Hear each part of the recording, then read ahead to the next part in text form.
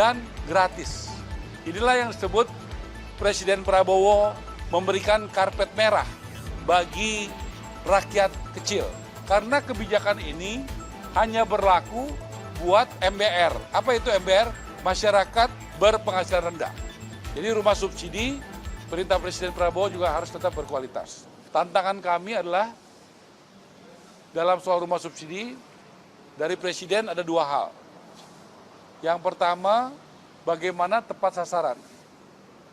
Nah, untuk itu kami sudah berkoordinasi dengan Bappenas dan BPS, karena yang diminta untuk memberikan data adalah BPS. Nah, kita sudah meminta data namanya MBR. MBR itu masyarakat berpenghasilan rendah. Nah, itu masyarakat berpenghasilan rendah itu nanti by name, by address dari BPS. Supaya tidak ada lagi yang tidak tepat sasaran. Jadi semuanya tepat sasaran.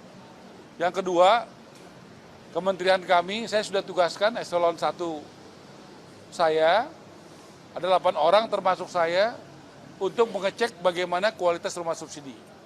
Sebagian besar pengembangnya berkualitas dan bagus. Hanya sebagian kecil, ya, yang seperti kami temukan, contoh di Bekasi, tidak hujan aja banjir. Ya, ada belum setahun lantainya udah naik. Dan banyak lagi contohnya. Ya, tentunya kita diminta untuk memastikan jangan nanti kuotanya meningkat tapi kualitasnya berkurang. Jadi rumah subsidi, perintah Presiden Prabowo juga harus tetap berkualitas. Kemudian kita selama ini kan biasa mendengarkan karpet merah buat investor. Nah, Presiden Prabowo selain buat investor, beliau justru juga mengutamakan karpet merah buat rakyat kecil, buat masyarakat berpenghasilan rendah. Buktinya apa? Buktinya PBG itu dulu IMB. PBG itu dulu bayar, sekarang gratis. Ya, persetujuan bangunan gedung. Yang kedua, BPHTB, biaya asal tanah dan bangunan, dulu bayar tuh 5%, sekarang gratis. Yang ketiga, itu PPN di bawah 2 miliar gratis sampai bulan Juni ini. Kemudian itu yang tadi saya sebut 3 adalah yang tadinya bayar jadi gratis. Kemudian yang 1 yang tadinya lama jadi cepat adalah pengurusan PBG. Tadinya itu ngurus PBG 45 hari. Nah, kemudian saya sudah mengeluarkan kebijakan 10 hari harus selesai. Ternyata luar biasa, kita menemukan seperti di Sumedang, di Subang, di Kota Tangerang, itu bisa sekitar di bawah 1 jam. Bahkan sekitar 2 bulan lalu ya, atau sebulan lalu saya lupa, 2 bulan lalu, saya ke Badung dan ke Gianyar, itu di Badung 17 menit, di Gianyar 14 menit. Itu selesai. Nah, yang luar biasa tadi, waktu saya conference call dengan Kapolda Kalimantan Barat, ternyata di Pontianak itu sudah bisa sekitar 10 menit. Artinya apa? Sudah ada suatu hal yang sangat progresif dalam pelayanan publik di Indonesia. Yang tadinya ngurus izin untuk PBG untuk rumah itu 45 hari, di Pontianak sudah bisa 10 menit, di Bali sudah bisa 17 menit, di Jawa Barat rata-rata di bawah 1 jam. Dan gratis. Inilah yang disebut Presiden Prabowo memberikan karpet merah bagi rakyat kecil. Karena kebijakan ini hanya berlaku buat MBR. Apa itu MBR? Masyarakat berpenghasilan rendah. Artinya kalau dia berpenghasilan menengah dan atas, dia tetap harus bayar. Nah, ini yang saya sampaikan, dan mohon doanya nanti pada waktunya Presiden Prabowo akan menjelaskan bagaimana support dari negara kepada perumahan. Saya tahu, tapi nggak boleh saya ngomong ya. Nanti pada waktunya Presiden yang bicara, karena itu kejutan yang bagus sekali. Nanti deh ya, itu pokoknya Presiden Prabowo ya. Saya sudah sampaikan karena itu jumlahnya sangat signifikan. Yang bicara itu nanti pada waktunya Presiden Prabowo. Saya ini kan hanya pembantunya, ya hanya menteri ya. Jadi saya juga mesti tahu diri, itu bukannya porsinya saya. Nanti pada saatnya diomongin. No comment. Udah. Gimana? Kita tentu akan sama, kan kita selalu bekerja dengan BNPB. BNPB itu udah biasa kerja sama kita. Contoh, kita sama kepala BNPB itu sama-sama ke Flores Timur. Waktu Gunung Lewotobi laki-laki. Nanti di situ BNPB akan kasih masukan sama kita, rapat koordinasi.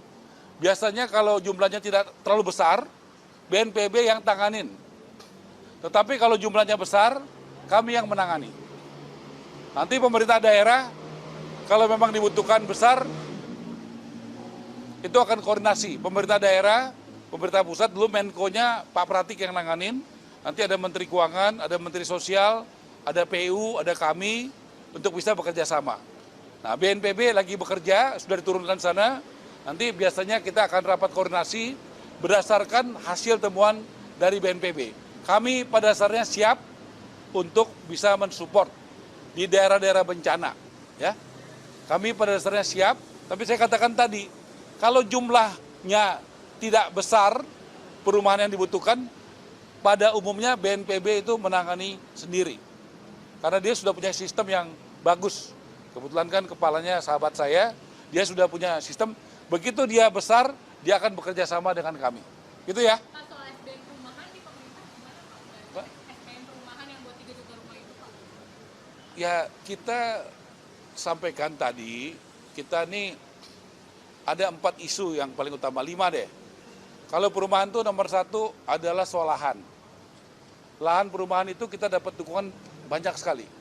Dari BUMN, BUMN-nya ada 3. 1 kereta api, 2 Perumnas, 3 PTP. Yang kedua dari Seknek. Seknek dari mana? Kemayoran, Kalibata, sama GBK.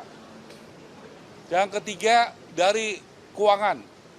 Keuangan itu saya udah survei di Bekasi, tapi yang paling ideal adalah ex-BLBI yang ada di Lipo Karawaci. Itu ideal banget.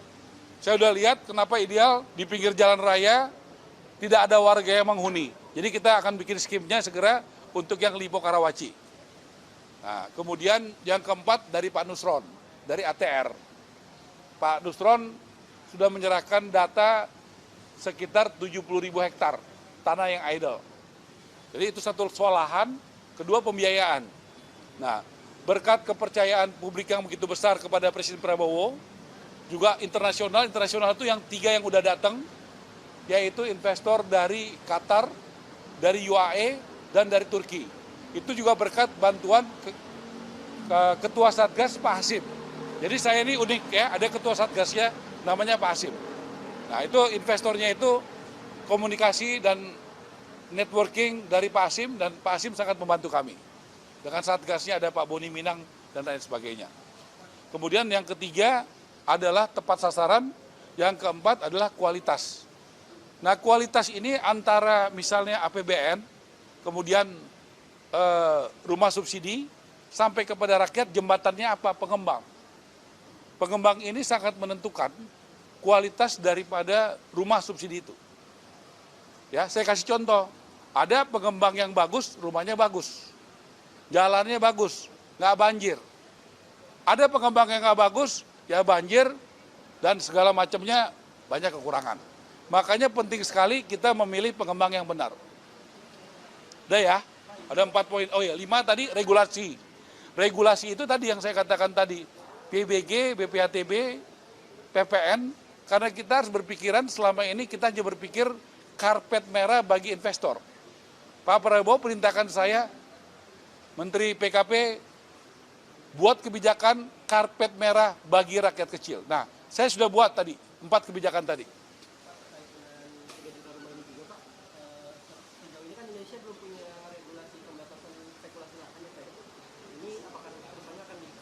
Ya, kita memang ada banyak sekali yang kita lagi perbaikan dan disiapkan lembaga.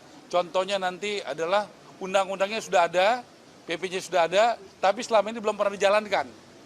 Nanti akan saya jalankan, yaitu hunian rumah berimbang. Jadi satu pengembang itu dia bangun rumah mewah 1, dia wajib membangun 2 rumah yang sedang, 3 rumah yang sederhana. Itu selama ini sudah ada aturannya, tapi belum dilakukan.